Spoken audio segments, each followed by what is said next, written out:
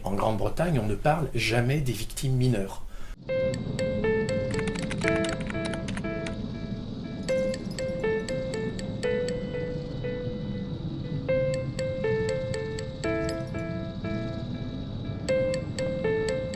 C'est vrai que les Britanniques, notamment l'ambassade de Grande-Bretagne, qui avait souhaité être accueillie à Annecy très rapidement, ce qui est assez inhabituel, ne comprenaient pas que j'évoque le sort des fillettes.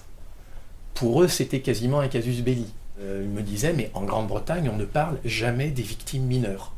Si on peut même dire qu'il n'y en a pas, ou en tout cas complètement les passer sous silence, on ne le dit pas, même dans un accident de la circulation. C'est pas la tradition française. Il faut à la fois leur faire comprendre, vous les accueillez, ce sont des autres, vous êtes donc censés les accueillir du mieux possible, mais en même temps rester ferme sur ce que vous considérez comme étant de votre responsabilité. Donc on s'aperçoit que c'est très compliqué, et cette complexité, elle a perduré tout au long de l'enquête, et sûrement encore maintenant. C'est-à-dire, on se comprend aisément sur le but, il faut trouver les meurtriers.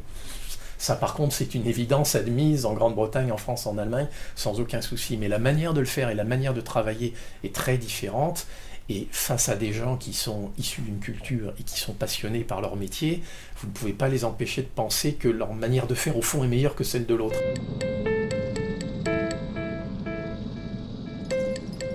Les Britanniques, de ce que j'ai compris, ont plutôt tendance à travailler sur des pistes successives. On imagine une thèse, une théorie, une piste au regard d'éléments, on la creuse jusqu'aux limites du possible, et puis éventuellement on passe à une seconde. Je dirais, nous, en droit pénal français, ou en procédure pénale français, je dirais, c'est plutôt le système de la pêche au filet. On lance un filet et on ramène tout ce qu'on peut.